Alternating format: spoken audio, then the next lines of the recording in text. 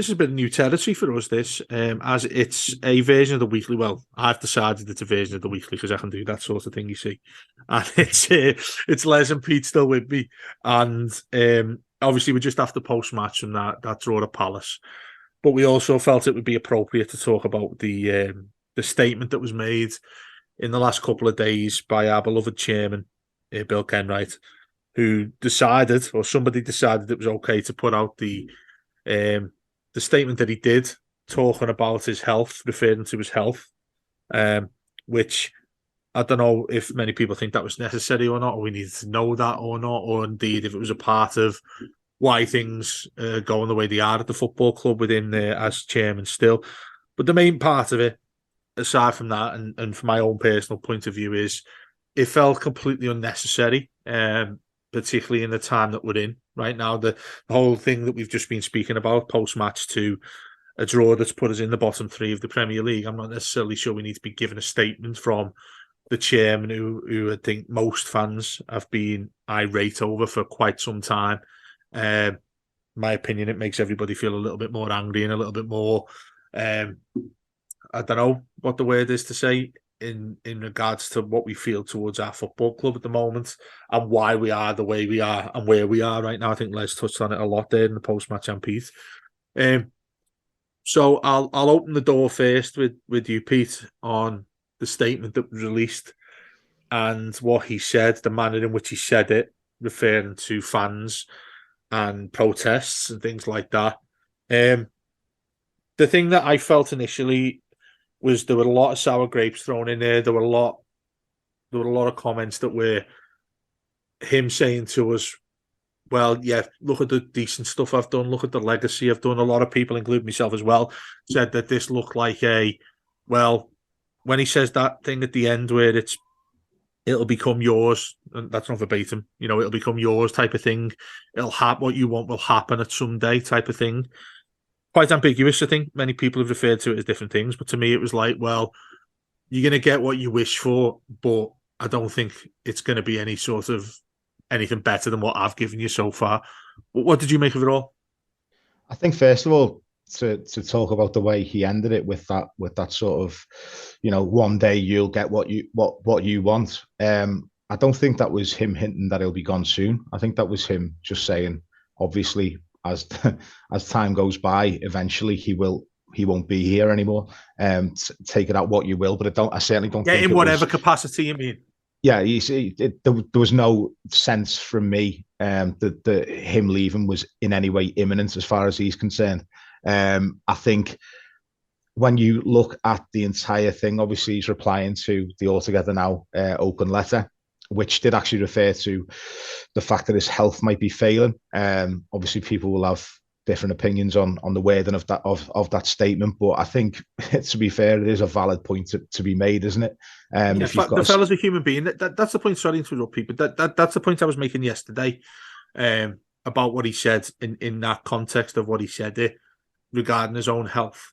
I think it's important to say that the man's a human being, and by saying that, well, I don't want to wish health on anybody, which I did do, and a lot of people replied to me saying, "Oh, that means you're up Kenwright's arse." Absolutely not.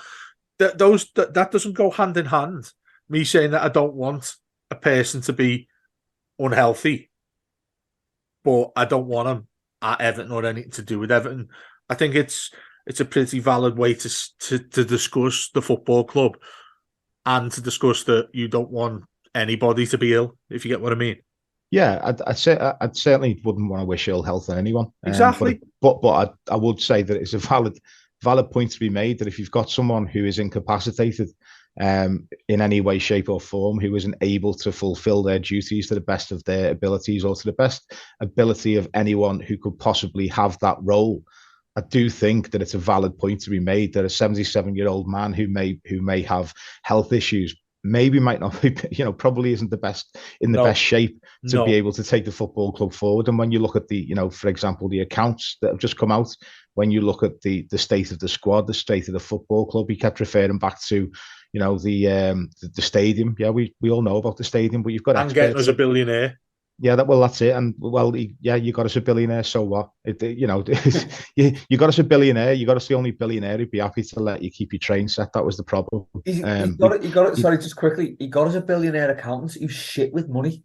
I Yeah, don't know. I don't even know how that happens. Yeah. yeah. Well, that's it. You'd think Quite defined.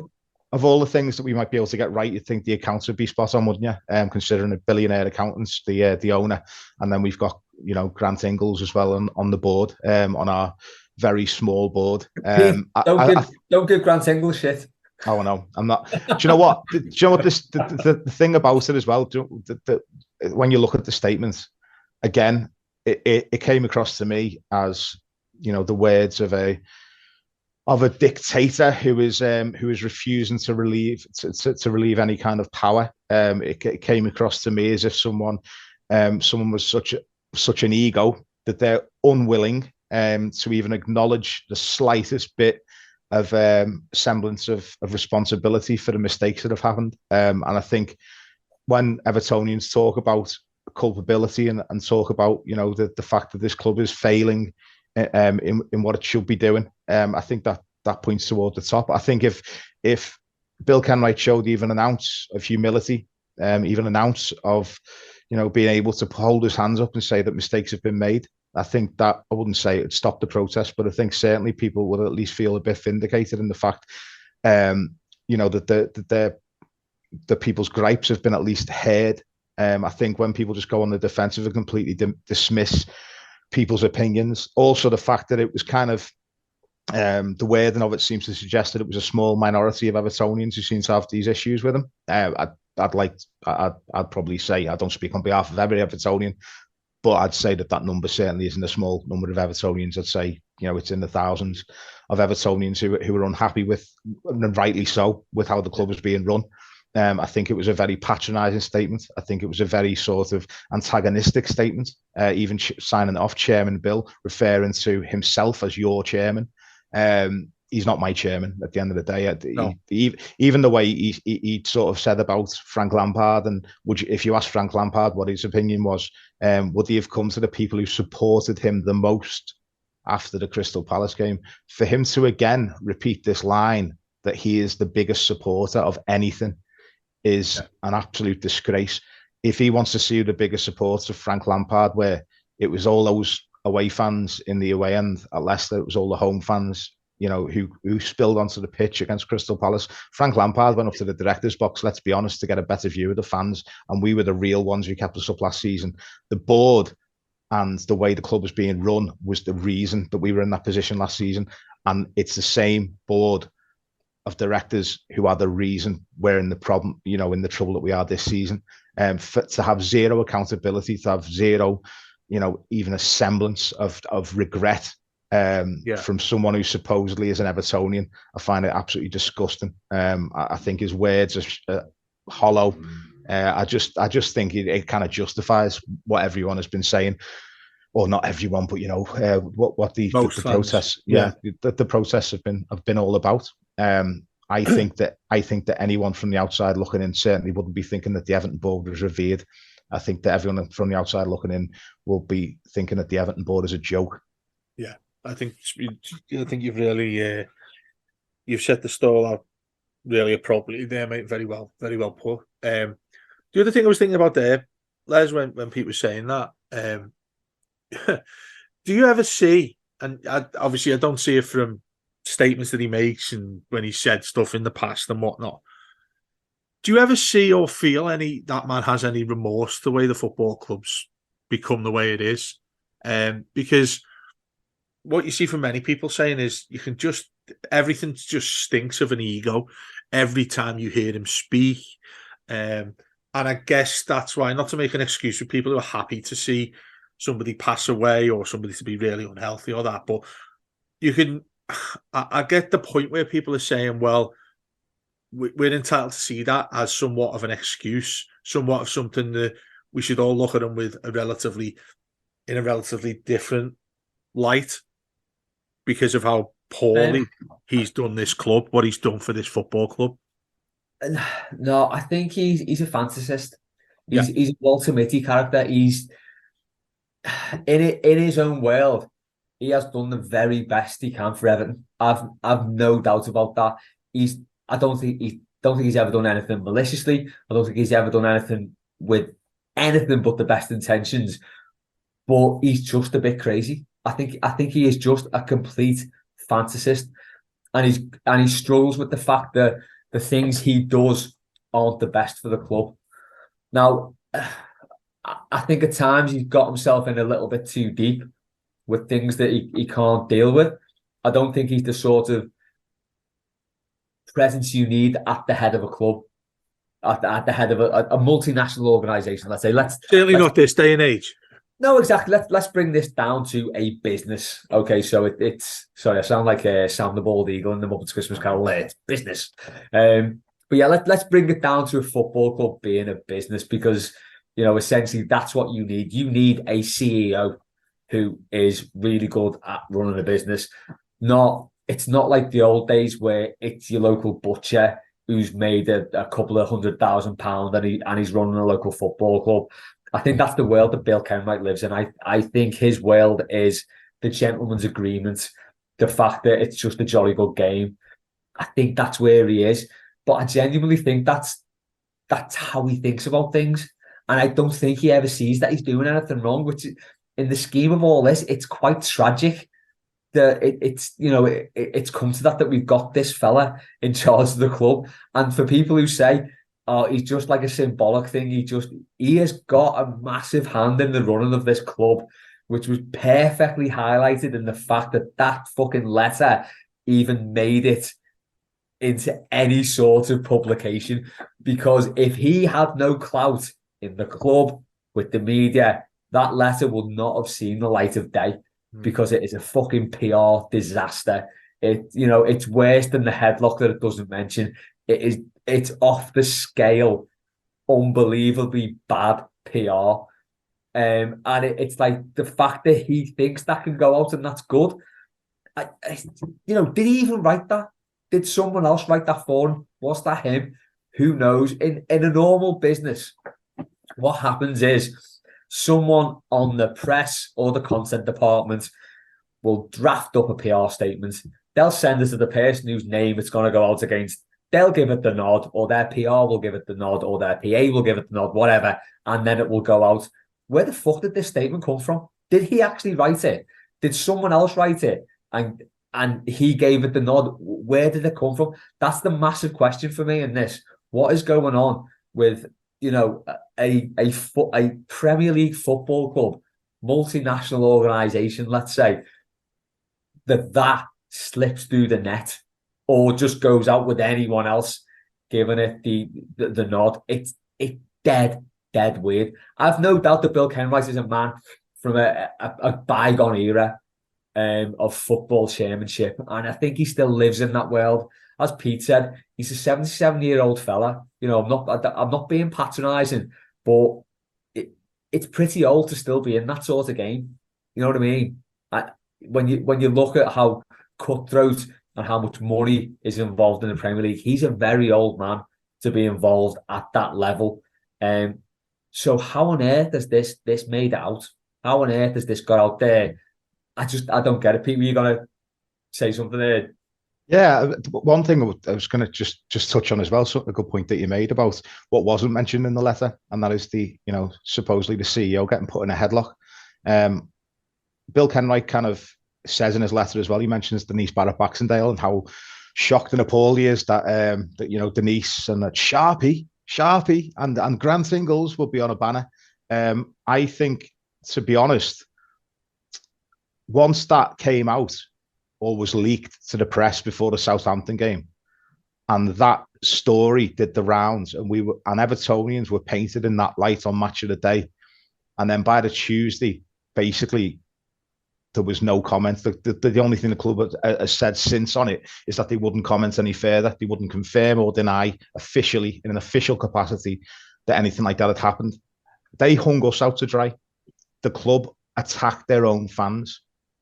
They attacked us. Yeah. And I feel like that when you read between the lines on the letter, when the disdain that Bill Kenwright talks about the Evertonians, he likes to sort of throw this thing out like as if he's one of us.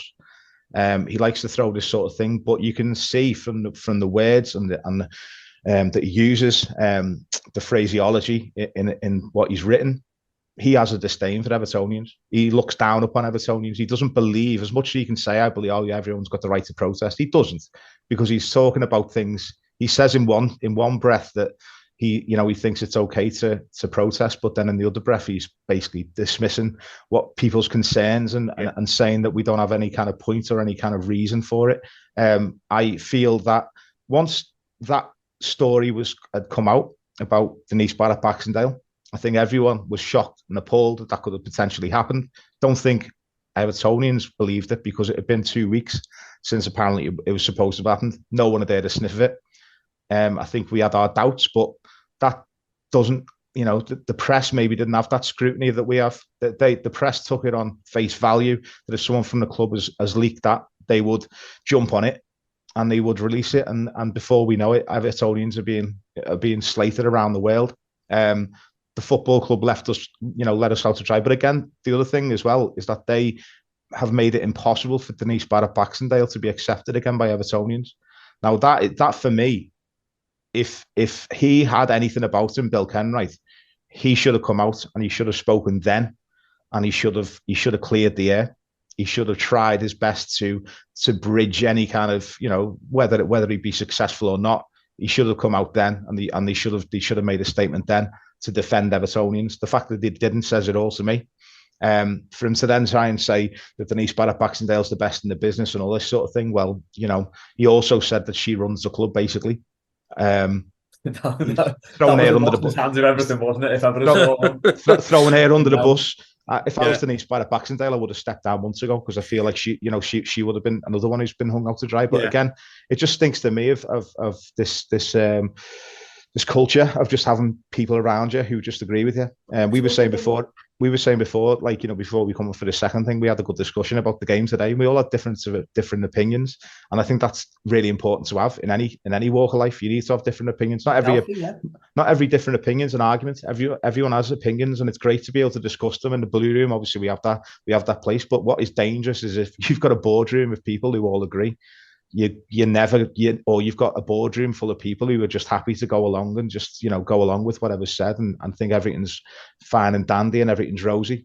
There's no scrutiny. And the second that someone tries to hold them to account, i.e. the fans, were dismissed. We're called thugs. We're called this, that, the other.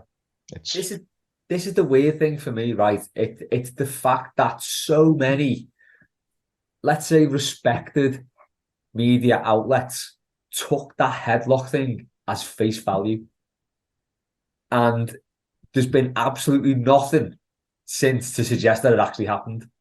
As you said, Pete, none of us, as soon as we heard it, believed that it happened. Had they said Denise was pushed, someone tripped her up, something like that, okay, sound, it might happen. That can happen. You go back to Harry Catterick in the 60s, the whole thing over the Golden Vision and all that, and Harry Catterick got jostled by fans. Now, at the time, that was given as a bit of sort of media spin. Was he? Was he not? Harry Catterick wasn't into media spin. It probably did happen. He probably did get shoved. People probably said, you're out of order. There was that banner at the ground saying, Young in, Catterick out, whatever it was. You could see that happening. A fucking headlock. A headlock. No one gets a middle-aged woman in a fucking headlock unless she's paying for it or something. It just doesn't happen, does it? And that was the most outrageous thing about it, the fact that they said this thing happened, someone got her in a headlock. It's since come out that it may have been a friendly arm round the shoulder kind of passive-aggressive thing. If it was, that's bad enough. To get anyone in some sort of passive-aggressive thing and do that, that's bad enough. To put it out there as a full-blown headlock, I don't know what happened. That might not have happened, but that's the most likely scenario, that someone's maybe grabbed around the shoulder and pulled it in a bit close, it's bad enough in itself. Don't call it a fucking headlock. Just say it for what it is.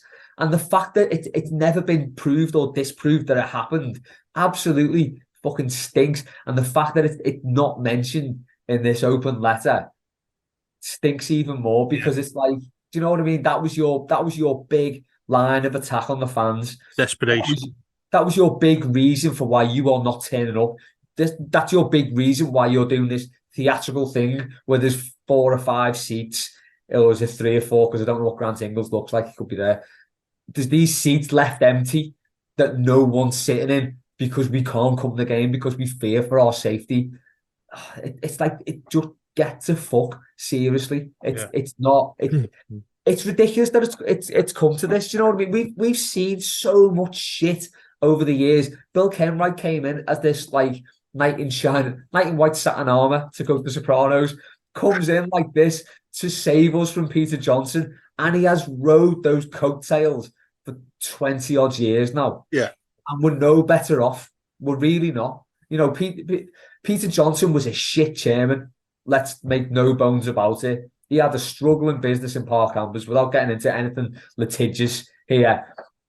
He fucked up with Everton. He massively fucked up. I think he took on more than he could cope with because he thought he could do it at Tranmere. Moved up to Everton. Huge step up. It didn't work. Yeah. Bill Kenwright came in. I've saved you from this Peter Johnson nightmare. He didn't. And I think, as I said before, I think, again, because of the way the Premier League moved on, because of the way the money moved on, he's got involved way over his head, and he can't accept that. He just like he's this character who just like, I'm doing my best here. Why can't you appreciate me? Yeah, Because you're shit, and you're the sort of product of a bygone era where a gentleman's agreement over stuff is like counts. It doesn't. He's just not up for it. And this letter, as I said before, I don't know how it came out. I don't know how it saw the light of day because it never should have. But it just encapsulates everything that's bad about this club. Well, there's a delusion that I don't think I've ever seen it exist at the level in which he seems to have sort of thrown himself so deep in the pure pile of shit that it's become. Because this is a man that I think he's largely behind inventing sentiment at our football club, because he's the type of guy who, you know, when we've seen him do the interview, I remember going to interview him at the Philharmonic. This is when I initially started when I started my journalism career. This is about Moyes was there, so this would have been towards the end, about 2009, 2010. I went to see him. I was sent there by Radio City to go to the Philharmonic. And he was talking about, I think it was Moyes had been awarded something from one of the universities, from John Moores, I think it was. And I started talking to him, and he was happy to start talking about what Moyes has done as a manager, and he was happy to talk about what he wanted to say, as you can imagine, what he'd done as the chairman of the club, what you referred to there as, you know, the new stadium, all that sort of thing. He was happy to talk about that and all the positivity that he would happily put out as PR, Les, like you just referred to there, you know. And I said to him at the end of the interview, been chatting for about 15 minutes, and I said to him at the end of the interview, can I just ask you some questions about the transfer window coming up? And he looked at me and just shook his head. You know, obviously he didn't want to be heard on air saying no to me. And I, like, being as young as I was when I first started that, I just said, oh, okay then, you know. Whereas obviously nowadays, or if anybody else had the opportunity, you'd be saying to him, you wouldn't be letting him go in terms of the financial situation, in terms of why haven't we got a strike and all that sort of thing. And talking to him, I saw somebody who was like a deluded granddad. You know, I remember this when before my nan passed away, you know, when really old people in life, have that aura about them that you have to speak to them, not in a condescending way, but in a certain way that you make for them, if you get what I mean. So, like, you know, I remember when my nan was alive, you'd talk to her like a nan. Do you know what I mean? I wouldn't talk to my nan like I talk to you two. I'm not saying to slag you two off or talk to you like pieces of shit. But do you know what I mean? That sort of nice thing that you talk to your nan and older people if they need a hand crossing the roads, or, you know, help carrying the shopping or whatever like that. That way in which you communicate. And I got that feeling of when I was talking to him, that's how I had to speak to him, or that's the way he would prefer for me to speak to him like. That was what, nearly 15 years ago when that 13 years ago, 14 years ago when that happened. And right now we're talking about him still being somebody who is in charge at our football club, who still makes decisions at our football club. I find it difficult these days to move him and Mashiri into different people. I see them both as one, as in both fucking useless and people who need to get away from this football club. It's become much more different and much more difficult when you've got somebody to come in, and the thing that he referred to him bringing a billionaire in. When that's happened, it's almost like he said that to say, I've done what you wanted, so you can't criticise me. I can't have anybody utter a word of disgrace towards me because I've done what they asked me to do. And that in turn makes I think many of us even more angry, to the point that, well, that is not the fucking point. The fact that you've gone out, you can go and get, whoever out there who's billionaires, but the ultimate thing is that we're a football club. You can't just do that. And also, you see that where they mention their sentiment with him. That's what he's referred to in that statement. I've done this. I've done that. Everything what he said about Sharpie's poster, the flag that people have put up, saying, "Oh, it's not on doing that." Listen, Bill, no one's asked, mate. No one cares about that, because what we care about is our football club. Firstly, it's surviving and keeping its Premier League status. But along with everything else, there's a new stadium to be built down the road that looks like, you wouldn't be surprised if you wake up tomorrow and say we haven't got enough money to put it together. Do you know what I mean? Those things don't surprise us anymore. And that shows everybody what kind of shit show this has become for a long, long time now. For him to come out and say what he said, coupled with his health issues, which I think many people have said he's done that as an excuse to put forward as, well, don't treat me as bad as you think I am because I'm really healthy. You shouldn't really be speaking to me like that. Would you speak to anybody who's not in good health condition? Would you speak to them as poorly as what you've said to me as poorly? Well, the fact is, it goes back to what you said about PR, Les. That's why it's shameful, really, isn't it? Because clearly somebody himself, or whoever it is that's written that, or whoever it is that decided that this is the right thing, the right course for him to take, has thought, do you know what? We need to play this card. As ethically sad or as horrible as you're trying to, as you would feel if this is actually true. How deep have you got to go to be able to say, do you know what? I think that's the thing where people won't treat me as hard as they would, given that they all want me gone. And for him to say that line he did, that I mentioned at the very start of this, that, one day this will happen. The ambiguity of saying that as either, well, one day I'll either stand down or, let's face it, I'll pass away. People have said that that's what they've taken from what he said. I mean, how low have you got to go to try and get that feature, to try and get people into a mentality where you're thinking of this football club far too seriously above what can actually happen to somebody's health? Do you know what I mean? To be fair, I think the initial statement that Bill Kenwright is not in good health, or whatever it was, Bill Kenwright isn't in good health, so we should step away from the club. I thought that was a little bit rum in the initial statement, because it was like, right, your point is you think Bill Kenwright's shit, so we shouldn't be doing what he's doing. No, but the thing is, Les, why you're right about saying that, the reason why you're right about saying that is because in both parties here, and obviously not many fans who be in and around Bill, but there still are to this day for some reason in about what he's done in our football club. To the factions, the groups, everybody who wants rid of the board, you're going to be seen as somebody who needs to put that to one side if you want to say the effect of what you're doing is going to come true. There was no need to mention his health. Oh no, that's what I mean. That's exactly what I'm agreeing with. That's what I mean. There was, in that initial statement, there was no need to mention about his health. Just say you shit at what you're doing. We don't like what you're doing, and that's enough. don't bring his health into it. Yeah, That's like a little bit of a backstop then to say, yeah, well, what you're doing shit, but oh God, you're not well either, are you? So I thought the fact that he actually launched into that open letter and saying, I appreciate your concerns about my health, the passive aggressive like tone on that was fucking perfect, to be honest. And I think he nailed it with that. I will give him credit for that, because I don't think anyone should be bringing his health into it. No, but you're saying that in the context of what people have said to him, aren't you? You're not just saying that that's really good PR. Just to confirm, you're saying that because of how he was approached in the first place. As I said, the PR of Bill Kenwright letter was dreadful, absolutely awful. Don't know how it made out, but I think the fact that the original open letter brought his health into matters, that's not a part of it. It wasn't necessary. Yeah, it wasn't. Don't bring that into it. He might be an unwell 77-year-old man, but that's not what you're angry about.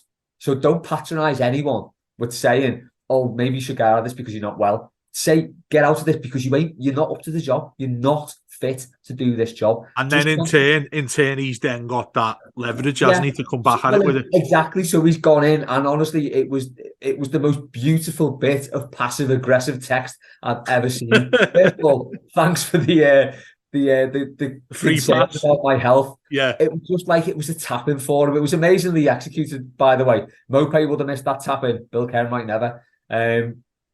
So it was like, just don't pick up on irrelevant stuff like that. Stick to the fact he's not up to the job. He never has been up to the job. He got in over his head so many times at this football club. Concentrate on that.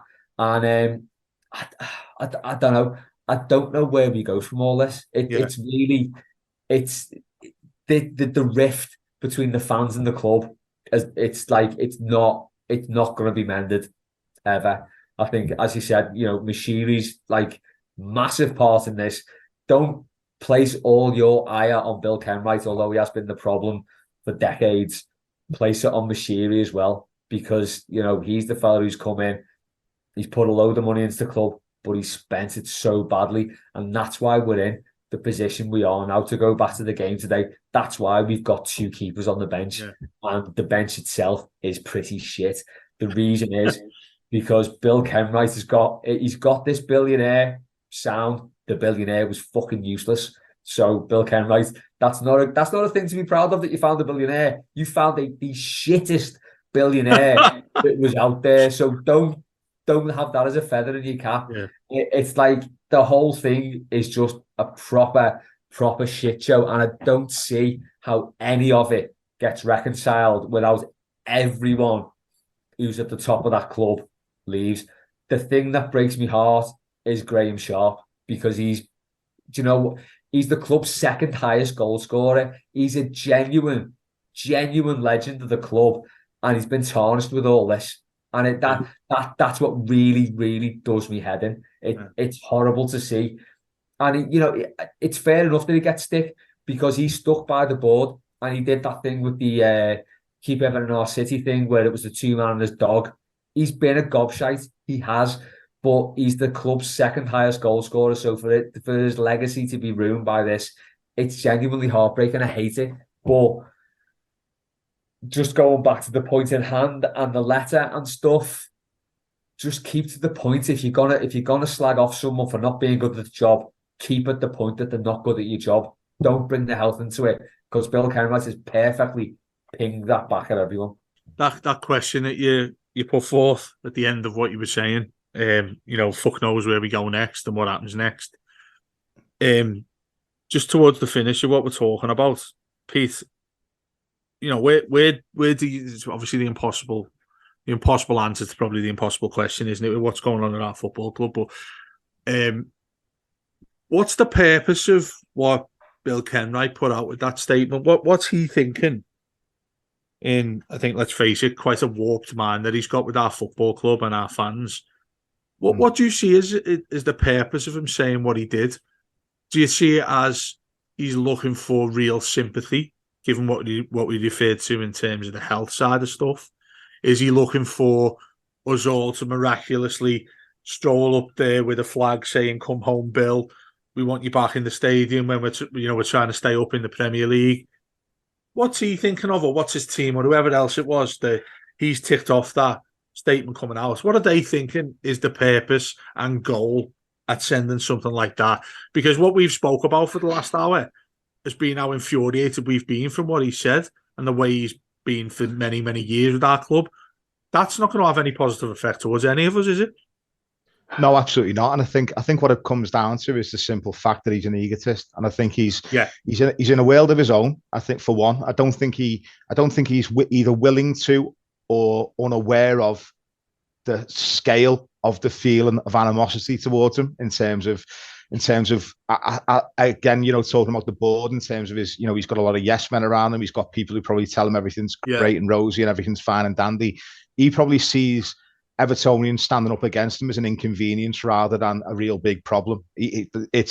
I genuinely think that he still believes it's just, as Graham Sharp put it, one man and his dog, when there's actually, it really isn't. There's a massive growing resentment towards the way this football club high percentage of our fan base, isn't it? It is. And as I say, I always reiterate, I don't speak for everyone, I speak for myself. But let's be honest, we've seen the level of discontent amongst the fan base, and rightly so. I think, as I say, it comes across to me as if, when someone's losing an argument and they basically just come out all guns blazing, they can't accept that they're in the wrong. So they just, they just go up, as I say, they just come out. They'll never admit it, will they? They'll never admit it. And that's the thing about it. At the end of the day, if you're unwilling to even acknowledge any mistakes that you've made, what's the thing about it? It's hard to argue with someone who's intelligent. It's impossible to argue with an idiot. And it's like, because it's just the way it is. But I just think, I think firstly, the intention of it, the timing of it was interesting. Just like the timing of the initial thing about the headlock before the Southampton game on the morning of, just like the timing of putting Bill Kenwright's photo back up on Goodison the night before, or the morning of the Fulham game. He then releases the statement the night before a game against Crystal Palace. I think a lot of it is, again, about trying to grab hold of the narrative. I think that the letter also that he put at the front of the accounts is another example of him trying to sort of sway the narrative and try and act like the victim in all this. I mean, for someone to have the nerve to basically dismiss people's frustrations and people's concerns about the way the football club is being run, to dismiss that in a letter, which then introduces accounts which show that basically if we go down, we could potentially go into administration because it's being run that badly. It's the gall, the audacity to actually put that letter at the front of those accounts and then to follow it up with what he said on Friday. It kind of shows you the mentality and the state of mind that this individual is in. But I think it's a mixture of pure ego, a mixture of someone who's just unwilling to accept that they've done anything wrong or are capable of doing anything wrong. And also someone who's just clinging on to power. Again, you look at, I mean, obviously I don't want to sort of trivialize things or sort of compare things, but when you look at like certain, dictators around the world, he's obviously not, to that level, he's not committed genocide or anything. No, but I think it's an appropriate comparison, given the way he's been, what he said, and the way he's conducted himself as what he is at the football club. I agree. I know exactly what you mean to say. You're cautious to say that, given us talking about Putin or whatever, but it's obviously not to that extent. But to us, where this is our life, everything we do as fans, to that extent, you can see why there's a similarity there, can't you? And again, some of the language used in terms of the repetition of your board, your chairman. The fact that he signs it off as Chairman Bill, this kind of attitude of basically, I am your chairman and you will accept me as your chairman, and nothing you can do or say will change that fact until I decide that the time is right. This is what I struggle with, right?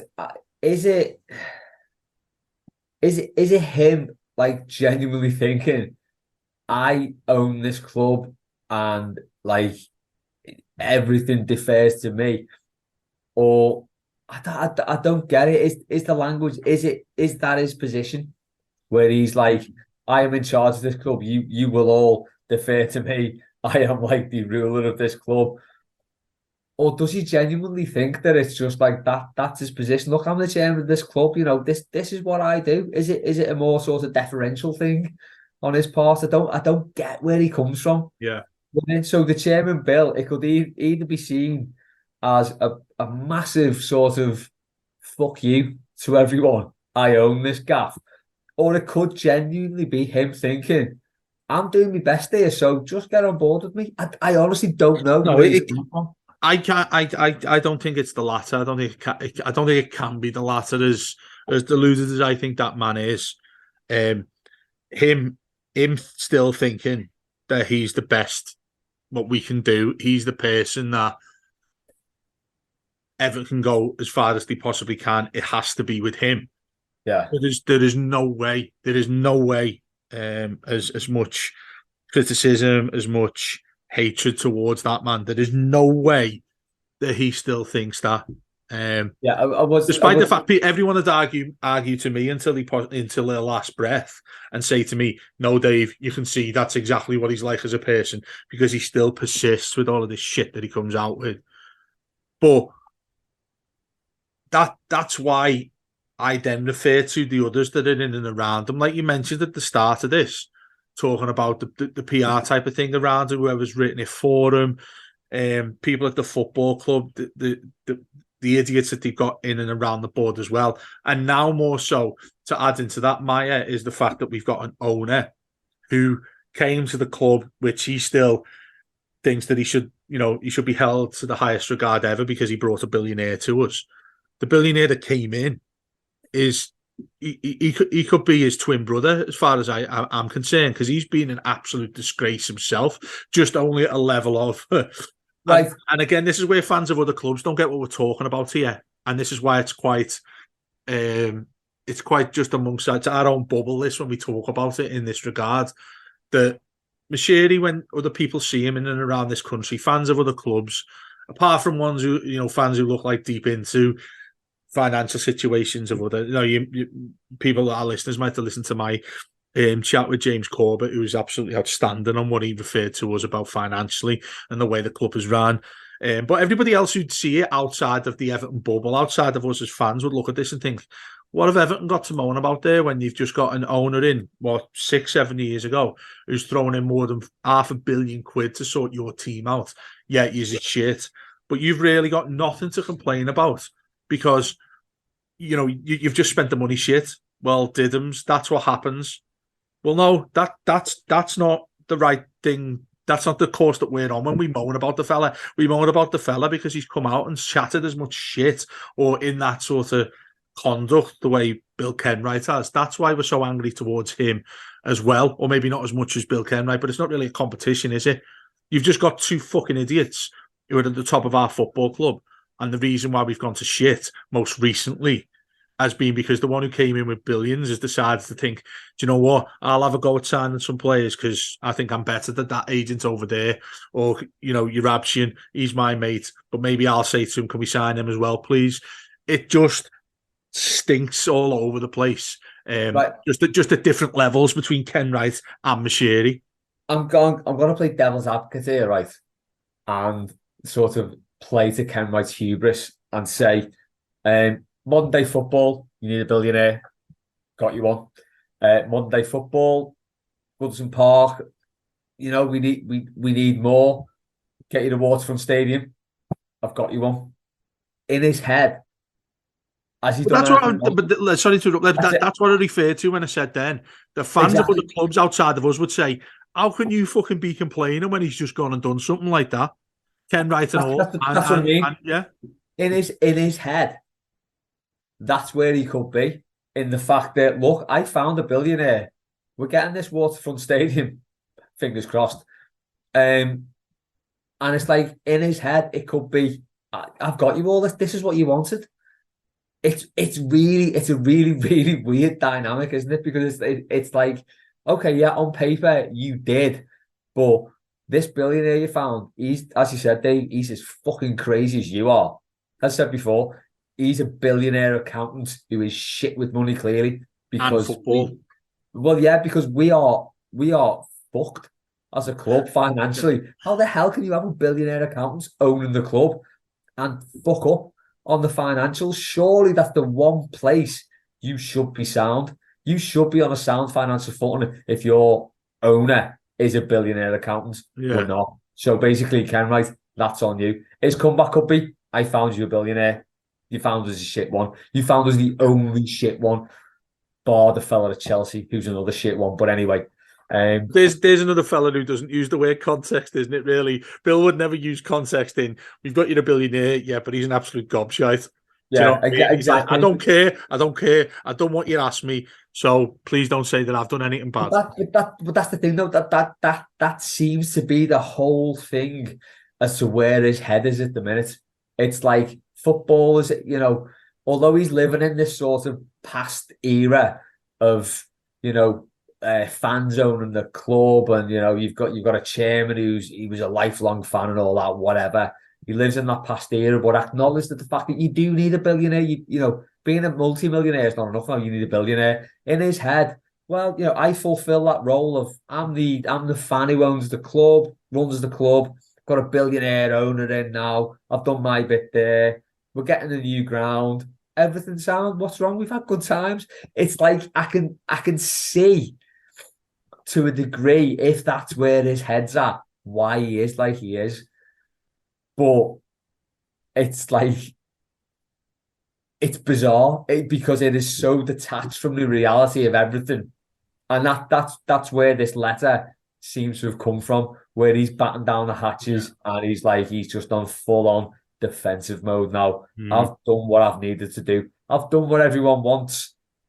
I've secured my legacy. Well, yeah, I've got my stand named, which, just as an aside, the fact that Philip Carter, I will say this at any opportunity I get, the fact that a stand is named after Philip Carter fucks me right off.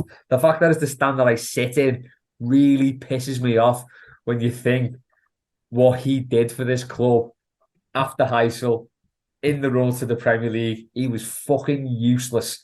Absolutely shite. He was fucking dreadful as a chairman. He fluked it by not sacking Howard Kendall. So I'm going to go on a little bit of a tangent and a rant here. Yeah. Philip Carter fucking fluked it as Everton chairman by not sacking Howard Kendall. He stuck with him, which you could say was good judgment. Either way, it was either good judgment or a fluke. It worked out for a couple of years when it mattered, when we needed backing over the fact that all English clubs have been kicked out of Europe. And Everton were at the pinnacle there. He fucked us over. He was behind the Premier League starting, and we were so unprepared for that Premier League. He fucked it. That man should not have a stand at Goodison named after him. Yeah. And just to get back to Bill Kenwright, the only reason Philip Carter's got a stand named after him because Bill Kenwright wants one named after him. 100%. Yeah, 100%. That's all it is. Yeah, 100%. That clearly is the only reason, and you can absolutely guarantee that. When Bill Kenwright says, your day will come, and he makes out as if there's something sinister about people's intentions for wanting them to be gone out of the football club. That I think that day will be, it certainly won't be before we move to Bramley Moor, because of, I know, it's I don't know for a fact, but it's pretty obvious to me that Bill Kenwright will be having his eyes fully on having one of those stands named after him, and he wants to be the one there to cut the ribbon, to put, and I think he's that type of person that he will stick around for as long and cling on to power for as long as he can, just so he can do that, and probably cut the ribbon with his two fingers, up to the fans when he does it. Yeah, we'll leave it there, lads, because we've, somewhat of an emphatic. Do you know, I'll put this out as post-match, and people think that we've been talking about Crystal Palace v Everton 0-0 for 2.5 hours. I promise you we haven't. I forgot about the match. I'll split them up, and we'll get that out there later tonight. But it's a harsh reality, isn't it? What's going on with this football club? And that's without even considering that we're in the bottom three of the Premier League, which we've also discussed about earlier today. So, thanks everyone for sticking with us and listening to us and finding it engaging. Let's hope Thursday night things change for a different reason, and we can start actually try and think about staying in the Premier League next season and not going up to Coventry Stadium that's going to be on the banks of the Royal Blue Mersey, because that's could happen, couldn't it, the way things are going. But cheers, boys. Thanks to everyone for listening to us. Obviously, we'll have more content from Monday, heading towards that game against Newcastle and the bagfuls of other stuff. And do you know what? I was just thinking whilst we were talking then, the Blue Room might just be renamed Les Roberts' mailbag. Because that's the only thing I think that's making us smile at all with this football club, isn't it? But anyway, thanks, boys. And yeah, we'll be back for more. Dare I say, up the toffees.